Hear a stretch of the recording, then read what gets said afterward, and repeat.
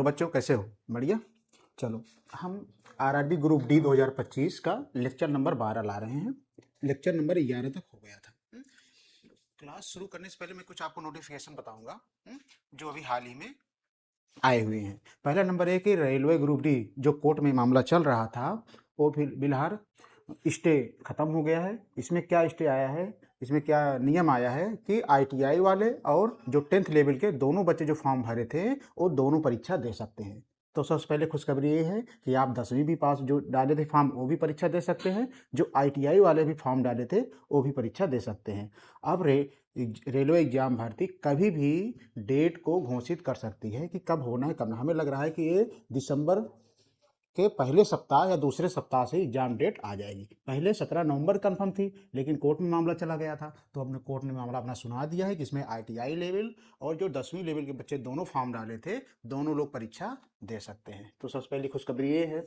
दूसरी खुशखबरी ये है, यूपी में होम गार्ड की वैकेंसी आ गई है। जो इसमें लिखित परीक्षा होगी इसमें, और जो 100 नंबर का होगा वो केवल जीएस ही होगा।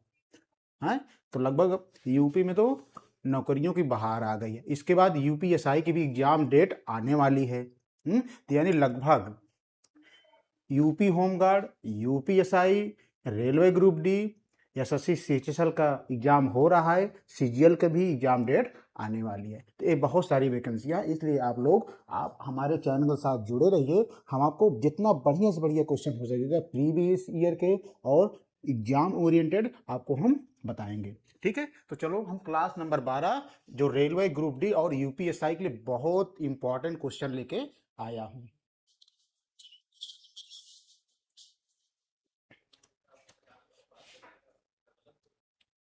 देखिए, question number 1 A previous year exam में एक क्वेश्चन आया हुआ है बच्चों। तो देखो, ये बच्चे स्किप कर देते हैं इस तरह से क्वेश्चन, लेकिन इस तरह से क्वेश्चन छोड़ना नहीं चाहिए। बच्चे को आते हुए सोचते हैं कि इसको पहले कठिन कठिन देख लेते हैं, इसके बाद इसको सरल करते हैं, लेकिन नहीं, ऐसा नहीं करना। सबसे पहले जो क्वेश्चन आपको आता रहे एग्जाम में वही आप सॉल्व करो। तो पहला क्वेश्चन क्या दिया है, 27 भागे 3 माइनस 27 इंटू 0 प्लस 1 का मान ज्ञात कीजिए। तो कुछ नहीं, सिंपल से ए सिंप्लीफिकेशन का क्वेश्चन है। आप देखो, इसको मुश्किल से 2 या 3 सेकंड लगना चाहिए है। मान लो 5 सेकंड, आपको प्रैक्टिस अगर है तो 3 या 4 सेकंड लगेगा। तो सबसे पहले सॉल्व क्या करते हैं, भाग वाला करते हैं। 3 9 27, 9 हो गया। 27 में 0 से गुणा करोगे 0 और प्लस 1। समझ में आया? सबसे पहले सिंप्लीफिकेशन में क्या करते हैं, भाग वाला नियम लगाते हैं। तो 27 में 3 से भाग दोगे 9 आएगा, माइनस 27 में तो 0 गुणा करें 0 आएगा, प्लस 1। 9 प्लस 1 कितने हो गया, 10। तो यही हमारा आंसर निकल के आया, आंसर नंबर 10। और किस ऑप्शन में है, option C is right answer. तो बच्चों, अगर एक क्वेश्चन आपको समझ में आया हो तो आप वीडियो को लाइक, शेयर और सब्सक्राइब कर दीजिएगा। ठीक है, ये एग्जाम में पूछा गया है कुछ 2025 में जो भी लेटेस्ट सीजीएल क्वेश्चन आएंगे। ठीक है, अब हम चलते हैं क्वेश्चन नंबर 2 पे। देखो क्वेश्चन नंबर 2, ये 2018 के एनटीपीसी रेलवे में आया हुआ था। क्या है क्वेश्चन, निम्नलिखित में से कौन सा विकल्प निकटतम अनुमानित मान को दर्शाता है। इसमें एक अनुमान लगा करके हमें आंसर निकालना है। कैसे, जो निम्नलिखित समीकरणों में प्रश्न चिन्ह क्वेश्चन मार्क के स्थान पर आएगा, यानी क्वेश्चन मार्क के स्थान पर कौन सा आंसर आएगा, एक अनुमान लेकर के चलना है। यानी जैसे 3.72 है तो एक अनुमान 3.5 भी हो सकता है। तो हम पॉइंट के पहले ही अगर 3 आ जाए तो हमारे अनुमानित मान लेते हैं कि ए आंसर होगा हमारा। इस टाइप लगाना। तो देखो सॉल्व करो, 25 इंटू 19 गुणे 3 प्लस 4.41 माइनस 0.9 बराबर क्वेश्चन मार्क। इसको सॉल्व करो। तो सबसे पहले क्या करोगे, ये क्वेश्चन आया हुआ है इसलिए मैं लगा रहा हूं, देखने में बहुत सरल है लेकिन ये क्वेश्चन एग्जाम में आया हुआ है। ऐसा मत समझिए कि ये प्रैक्टिस सेट नहीं है, ये प्रीवियस ईयर के क्वेश्चन है। तो देखो सरल करो, पहले 3 से इसमें गुणा करो, 25 इंटू 19 में 3 से गुणा करो, 3 9 27, कैरी 1 कैरी 2 रहेगा, 3 का नाम 3 2 5, 3 5 15, 3 दूना 6 1 7, पॉइंट के बाद 2 अंक, यानी हमारा कितना निकल के आया 75.57। समझ गए कि नहीं? और प्लस अब इसमें करो 4.41 में 0.9 घटाओ 1, 14 में से 9 गए 5, 3, कितना बचा 3.51। अब इसको जोड़ो 75.7, 3.51 जोड़ो इसको 7 + 1 8, 5 5 10, 1 आया 5 3 8 1 9 7, यानी 79.08 एक इसमें आ रहा है। बताओ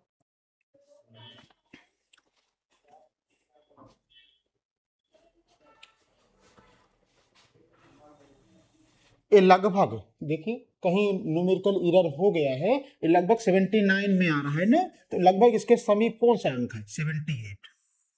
कहीं इधर एरर हो गया है टाइपिंग में, लगभग में अनुमानित मान लगाना है, तो आंसर इसमें क्या आएगा 78। तो बच्चों किस तरह से सॉल्व किया आप लोग को समझ में आ गया होगा, बहुत सिंपल है।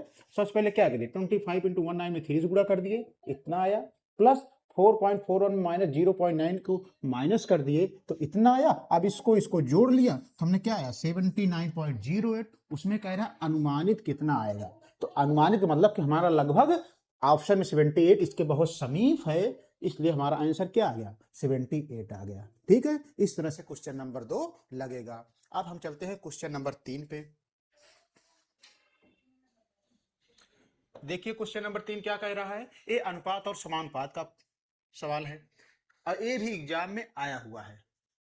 यदि 6, 18, 39 और यक्स का समानुपात में है तो यक्स का मान ज्ञात करो। बच्चों जब इस तरह से सवाल आ जाए तो आपको कैसे सॉल्व करना है, आप हमारे साथ जुड़े रहिए, मैं आपको बहुत सरल तरीके से बता रहा हूं आपको। जैसे 6 है, 18 है, 39 है और क्या है यक्स है, ये चार वैल्यू दिया हुआ है। जब समानुपात में पूछा हो तो बाहर बाहर मल्टीप्लाई करते हैं और अंदर अंदर मल्टीप्लाई करते हैं, मतलब कि हमारा 6 × यक्स हो जाएगा, 18 × 39 हो जाएगा। तो गुणा करो 6 × यक्स बराबर 18 × 39 के, और यक्स का मान निकालना है हमें, तो 18 × 39 और बटे कितना हो जाएगा 6 हो जाएगा।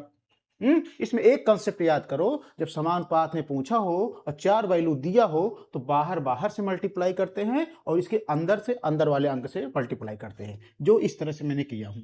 ठीक है, अब इसको काटो 6 × 18, 3 बार कट गया। अब यक्स बराबर कितना आ जाएगा, 3 में 3 से गुणा करो 3 9 27, कैरी 2, 3 3 9, 9 2 11, 117। ये किस ऑप्शन में है, ऑप्शन डी में है। ये सरल सवाल था और इस तरह से लगेगा 117 आंसर आया, अब ए ऑप्शन डी है।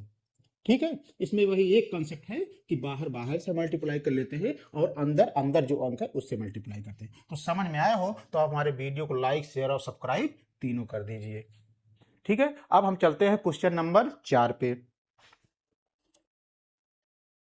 चलो क्वेश्चन नंबर 4 देखो क्या कह रहा है, ये सवाल बहुत पूछे जाते हैं, ये एवरेज का सवाल है, ये ऐसा कोई एग्जाम नहीं है जिसमें ना पूछा जाए, UPSI, railway, NTPC, SSC, CGL, CHL सभी में क्वेश्चन इस तरह की भरमार होती है। तो देखो क्या करें, गौरव की 2 तरफ यात्रा की औसत गति 15 किलोमीटर प्रति घंटा है। ठीक है, यदि वह जाते समय 20 किलोमीटर प्रति घंटे की चाल से दूरी तय करता है, ये भी ठीक है, तो लौटते समय उसकी गति क्या होगी, तो पूछ रहा है उसकी चाल क्या होगी। देखो इसमें आपको 20 सेकंड का समय दे रहा हूं, आप लोग 20 सेकंड में सॉल्व करो, नहीं तो मैं बताता हूं आपको। बस फार्मूले पे आधारित है। चलो ठीक है, कह रहा है देखो इसमें दो चाल दिया हुआ है। ठीक है, तो पूछ रहा है उसकी गति क्या होगी, यानी उसकी चाल क्या होगी। तो जो फार्मूला होता है एवरेज स्पीड बराबर होता है 2s1 × s2 अपान s1 + s2। यस का मतलब होता है स्पीड ऑफ कोई भी चीज हो, यस का मतलब स्पीड गति। तो देखो तो स्पीड 2s1 × s2 अपान s1 + s2, ये याद कर लो, ये फार्मूला होता है।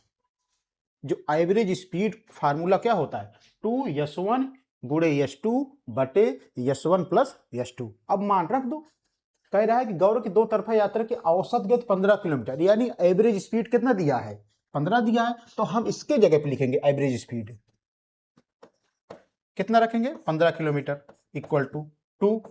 अब यशवन पहली गति कितना दिया, वह जाते समय 20 किलोमीटर, यानी जो पहला मान दिया है वो दिया है 20।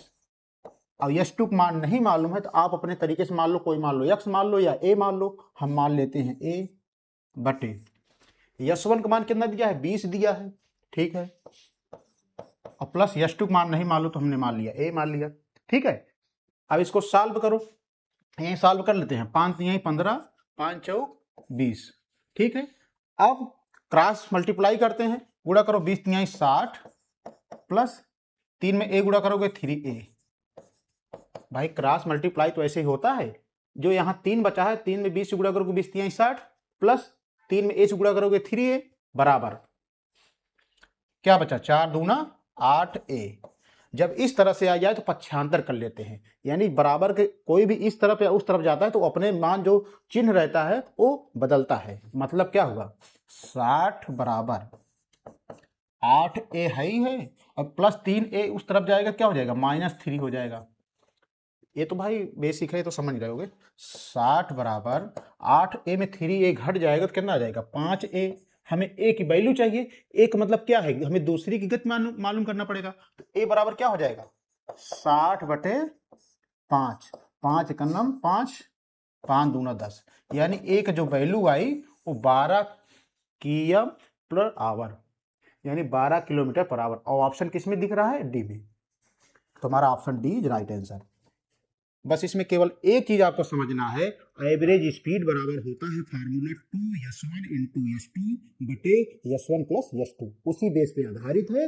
और उसी हमने एवरेज स्पीड का मान दिया है 15 किलोमीटर आवर बराबर 2 इंटू एक गति के मान मालूम है 20 किलोमीटर, दूसरी गति के मान नहीं मालूम है तो हम उसको मान लिए a, और सारे वैल्यू रख करके जब हम सॉल्व कर लिए तो जो दूसरी गति आ गई वस्तु की वो कितना आ गई, 12 किलोमीटर पर आवर।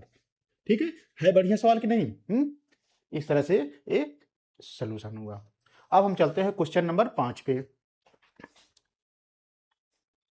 देखो क्वेश्चन नंबर 5 क्या कह रहा है, इसको लगाने से पहले कुछ पहले इसका कंसेप्ट समझ लीजिए। मतलब क्या होगा, जैसे है 0.1, फिर से दोबारा देखो, जैसे है 0.0144, जब इसका हम वर्गमूल निकालते हैं तो 144 किसका वर्गमूल होगा, 12 होगा, ठीक है, ये 12 का वर्गमूल हुआ। लेकिन जब कभी भी दशमलव के बाद 4 अंक का जोड़ा दिया हो तो उसमें एक पेयर पे दशमलव लगाते हैं। किसमें लगाते हैं, एक पेयर। मतलब क्या हुआ, यहाँ पे 2 पेयर है ना, इसका मतलब यहाँ पे 2 जोड़े के बाद दशमलव लगा हुआ है। जब इसको वर्ग के बाहर निकालेंगे तो एक पेयर के बाद दशमलव लगाएंगे। मेरा कहने का मतलब है जब 12 इसका वर्गमूल हुआ तो दशमलव कहाँ लगेगा, यहाँ पे लगेगा। समझ गए कि नहीं। इस तरह से हमारा कंसेप्ट ये था कि जब हम वर्गमूल के बाहर जब संख्या को निकालेंगे तो दशमलव कहाँ लगाएंगे, तो मैंने बता दिया कि जितने पेयर होंगे उतना कम करके वहां पे दशमलव लगेगा। यहाँ पे 4 पेयर है, 4 पेयर के बाद दशमलव लगा हुआ है, 2 पेयर के बाद, तो जब बाहर निकालेंगे तो यहाँ पे 1 पेयर के बाद दशमलव लगेगा। ठीक है, अब हम आते हैं सवाल पे। सवाल पे देखो क्या कह रहा है, सॉल्व करो इसको। 0.9 आ गया कि नहीं। जो कंसेप्ट है, जब इसको 9 का वर्गमूल है, 9 9 81, और दशमलव बाद कितना अंक लगेगा, 1, ठीक है, माइनस इसका वर्गमूल क्या आ जाएगा,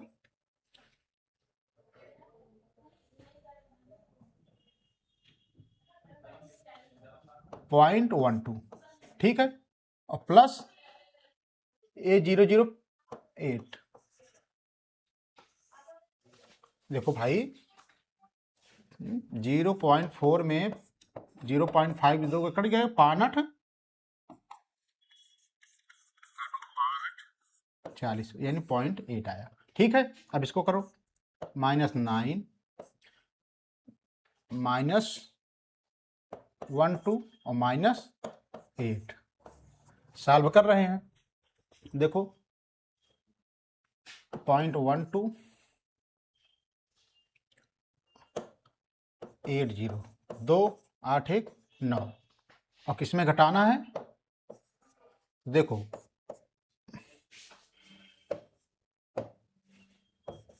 देखो अब इसको सॉल्व करो, ये 0.9, अब जब इसको मैंने सॉल्व की कितना आया, -0.92 आया।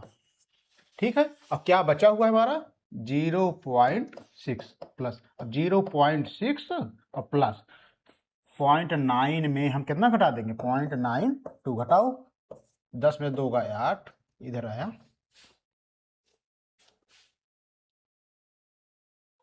कितना आएगा, 92 आया।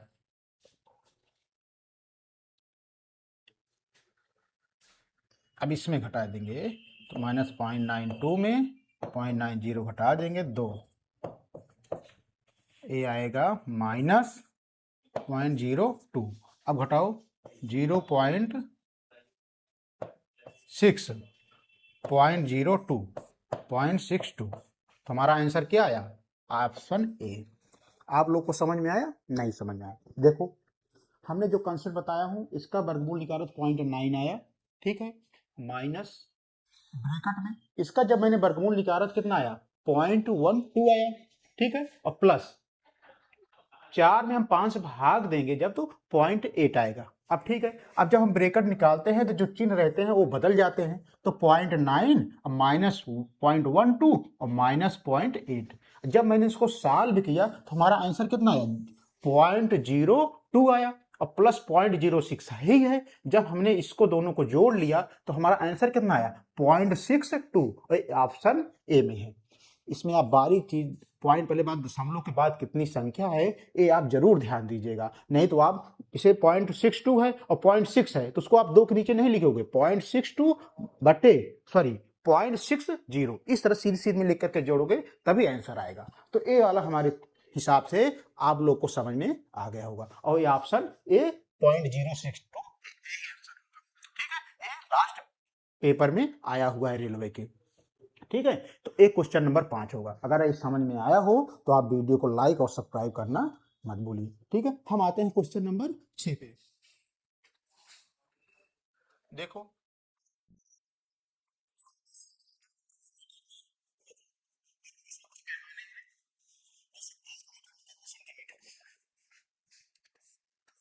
1 मीटर में होता है 100 सेंटीमीटर।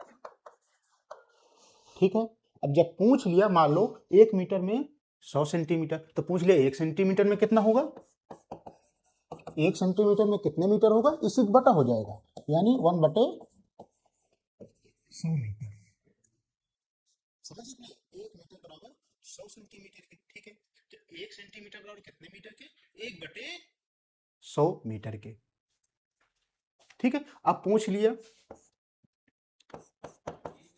1 किलोमीटर बराबर कितने सेंटीमीटर के,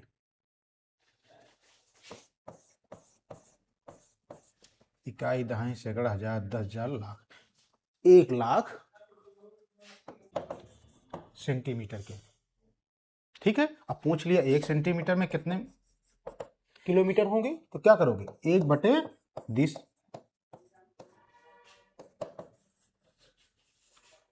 ठीक है, इसको दशमलव लिख सकते हो, क्या लिख सकते हो, 1 2 3 4 5।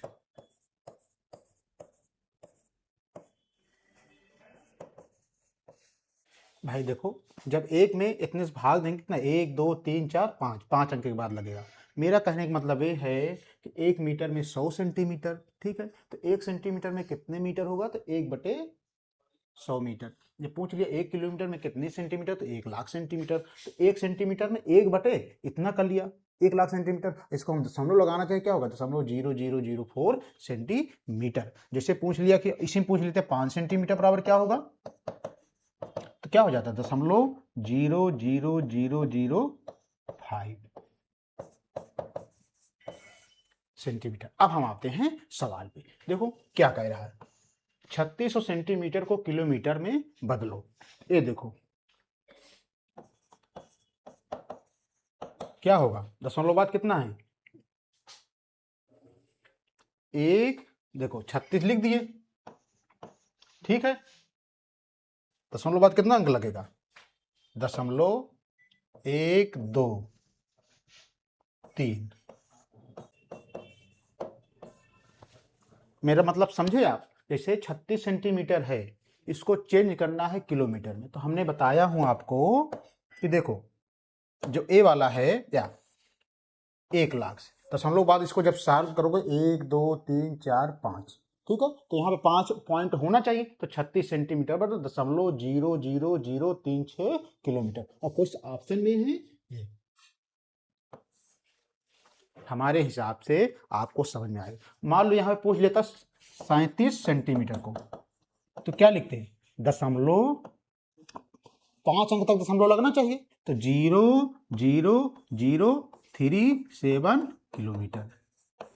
5 अंक कहाँ है, 1 2 3 4 5। पूछ लेता है यहाँ पे 40 सेंटीमीटर का, क्या लिखते, 5 अंक तक लगना चाहिए, तो 0.00040 किलोमीटर। तो इस तरह से हम वैल्यू को कन्वर्ट करते हैं कि सबसे पहले हमें याद होना चाहिए, इसके अनुसार हम इसको लगा लिए। अब हमारे हिसाब से ये आपको समझ में आया होगा। बहुत छोटा सा सवाल था, लेकिन इसमें आपको कंसेप्ट अगर मालूम है तभी आप इसको सरल कर पाओगे। तो ठीक है बच्चों, अगर एक क्वेश्चन आपको समझ में आया हो तो वीडियो को लाइक और सब्सक्राइब जरूर कर दीजिए। अब हम आते हैं क्वेश्चन नंबर 7 पे।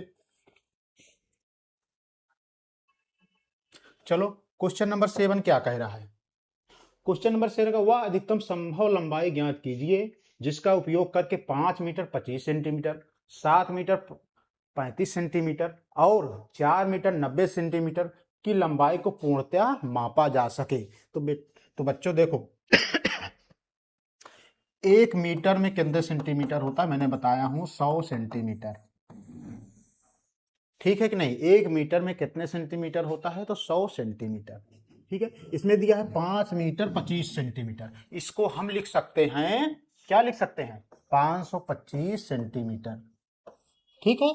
और हम 7 मीटर और 35 सेंटीमीटर है, इसको लिख सकते हैं हम क्या, 735 सेंटीमीटर। और दिया है 4 मीटर 90 सेंटीमीटर, इसको हम लिख सकते हैं 490 सेंटीमीटर। अर्थात जो वैल्यू बिखरी हुई थी मीटर और सेंटीमीटर में, हम इसके आधार पे हम लिख सकते हैं 525 सेंटीमीटर, 735 सेंटीमीटर और 490 सेंटीमीटर। तो हमारा 3 वैल्यू आ गई, 525, 735 और 490, ठीक है। अब हम ऑप्शन से देखते हैं, इसको हम सॉल्व करने की जरूरत नहीं, हम ऑप्शन से देख लेते हैं कि कौन सी वैल्यू कटेगी या नहीं कटेगी। सबसे पहले हम इसको चेक करते हैं, तो इसको हम चेक करेंगे तो 11 गुणे 5, 5 से तो 1 कट जाएगी, 5 से तो 1 कट जाएगी, लेकिन 11 से नहीं कटेगी ये संख्या। काट के देखो, 735, 11 से काटो, 11 छः का 66, 13 छः के 7, 5, नहीं कटेगा ना, अर्थात ये हमारा ऑप्शन नहीं हो सकता है। अब आते हैं इस पे 25 पे, ये तो 5 से कट जाएगी लेकिन 11 से नहीं कटेगी, तो ये भी नहीं हो सकता। हम डिजिटल सम का प्रयोग कर रहे हैं, ठीक है। अब हम 35, ये 5 से तो कट जाएगी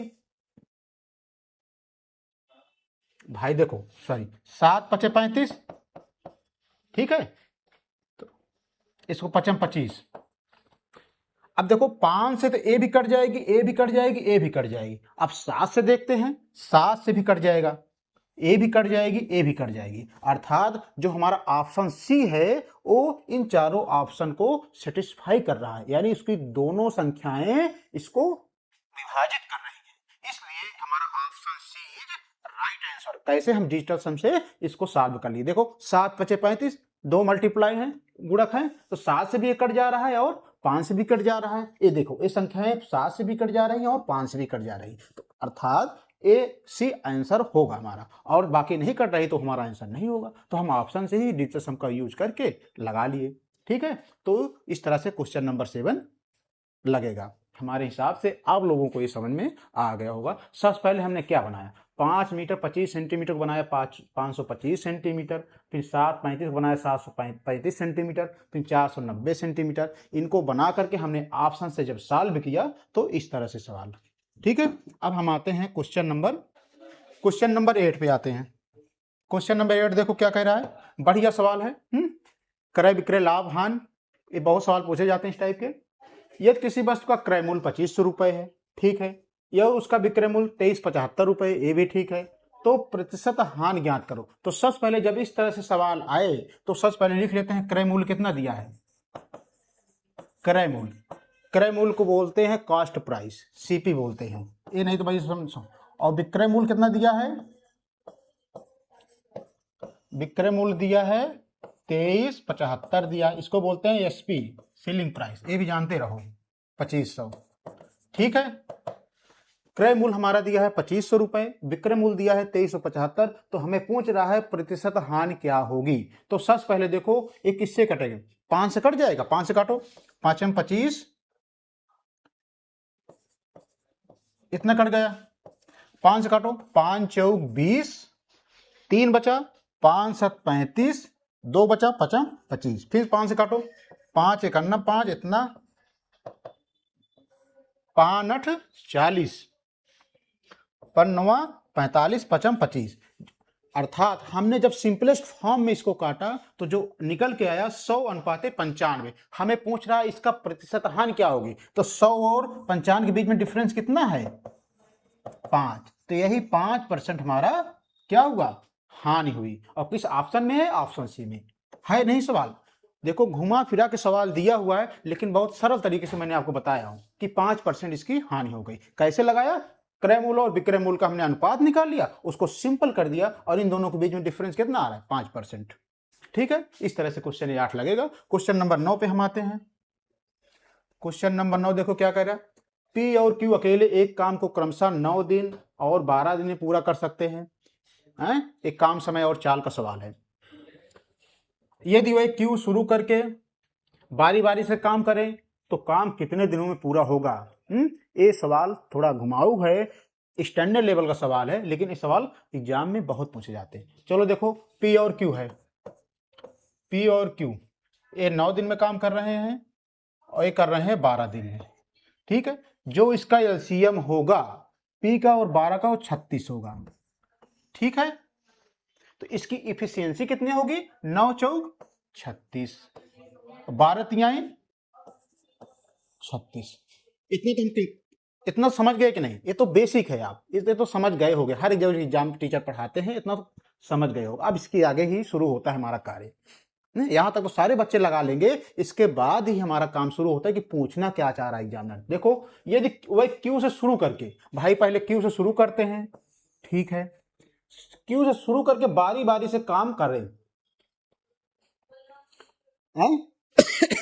क्यू से शुरू करके बारी, देखो क्यू करता है, फिर पी करेगा, 36 तक हमें करना है, क्यू करेगा, पी करेगा, फिर क्यू करेगा, फिर पी करेगा, क्यू करेगा, फिर पी करेगा। यानी हमारा जो बारी बारी कब तक करना, 36 दिन, जो एलसीएम है 36 तक करना पड़ेगा, यानी 5 बार। भाई 6 पंचे 30, तो इसका जो कार्य करने क्षमता 1 हो गया, इसका 1 हो गया, अर्थात 2 आया। भाई पहले क्यू करेगा, फिर पी करेगा, फिर क्यू करेगा, फिर पी करेगा, इस तरह से उसका बारी बारी से काम करता रहेगा। तो हम 2 के ले लिए, 1 और 1 कितना आ गया, 2 आ गया। ठीक है, देखो भाई इतना समझ पाए कि नहीं। अब जोड़ो इसको, ये 4 3 कितना हो गया, 7 हो गया कि नहीं। जब ये 7 हो गया तो इसकी पूछा क्षमता, क्षमता कितना है, 36 और बटे 7, तो कितना आया, 7 पचे 35 आया। लेकिन 7 पचे 35, 5 तो आ गया, लेकिन 1 बच रहा है। क्या बच रहा है, 1 बच रहा है। अब इस 1 को हम क्या करेंगे, भाई देखो 7 पचे 35, 5 तो आ गया, और इसका जो टोटल जो दोनों लोग हैं कितना आया, 2 आया है, तो हम इसमें 2 से गुणा कर दिए, तो 5 दूना 10 दिन तो आ गया। लेकिन जो इसमें 1 बच रहा है, 7 पचे 35 1, तो अल्टरनेट 1 2 कितना काम कर रहे हैं, क्यू पी, फिर क्यू पी, फिर क्यू। तो जो 1 बच रहा है इसको कितना दिन तक, 1, जैसे 1 है, जैसे 1 बचा भाई, तो 1 बचत 1 में हम 2 से गुणा कर दिया, नीचे भाग दिए, 2 बटे 7 आया है, 2 बटे 7 आया, तो 2 1 2, 2 तिहाई 6, लगभग 1 बटे 3, तो 10 सही 1 बटे 3 दिन। अब देखो कैसे सवाल लगाया मैंने, ध्यान से देखना। पी और क्यू 9 दिन में 12 दिन में काम कर रहे हैं, इसका मैंने एलसीएम ले लिया 36 है। ठीक है, जब इसका हम कैपेसिटी निकाले, कार्य क्षमता निकाले, तो 9 चौक 36 मार दिया 36।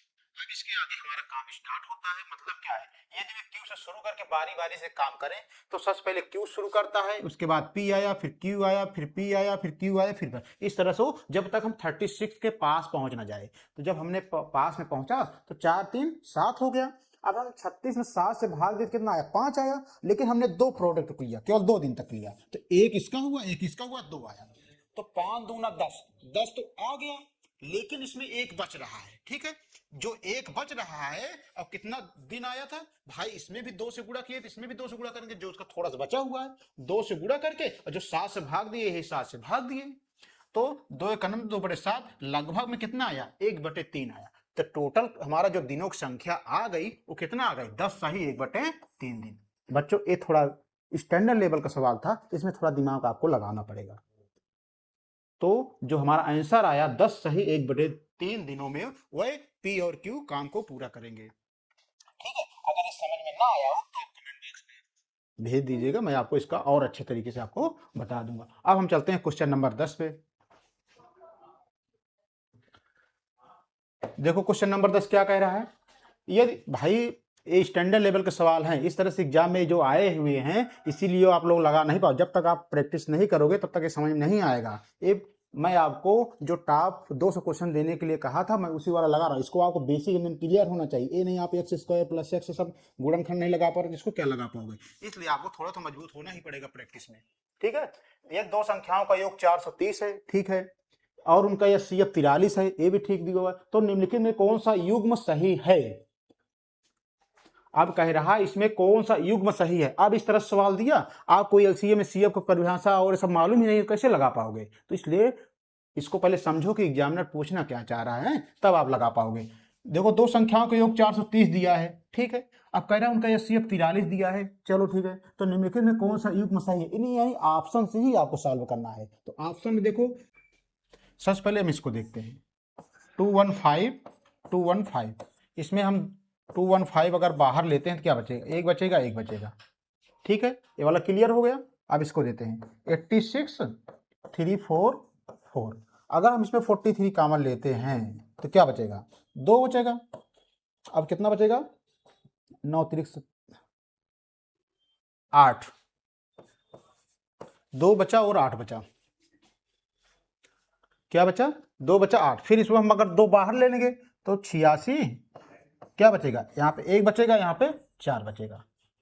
ठीक है, अब इसको हम लेते हैं 172 258। और इसे अगर हम इसमें क्या बाहर लें, 86 बाहर लेते हैं तो 2 बचेगा, 2 बचेगा और क्या बचेगा, 3 बचेगा। ठीक है, अब इसमें 129 और 301 है।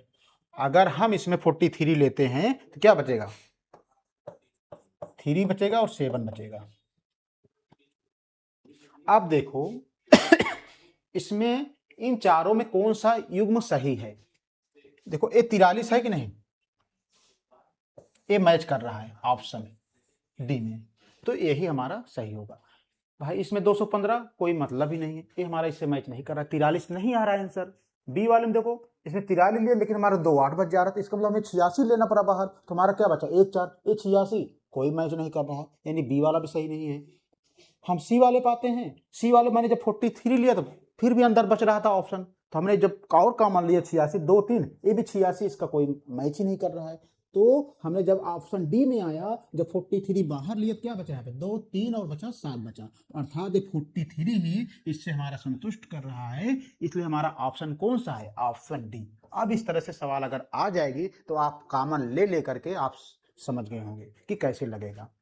ठीक है, तो इस तरह से आज का लेक्चर 12 समाप्त होता है। इसमें बढ़िया बढ़िया सवाल थे कि नहीं, 2 3 सवाल थे जो इंपॉर्टेंट थी, जो एग्जाम में हो सकता आएगी। ठीक है, तो इस तरह से अगर आपको पसंद आया हो तो आप वीडियो को लाइक और सब्सक्राइब करना मत भूलिएगा, आप वीडियो को लाइक जरूर कर दीजिएगा। ठीक है।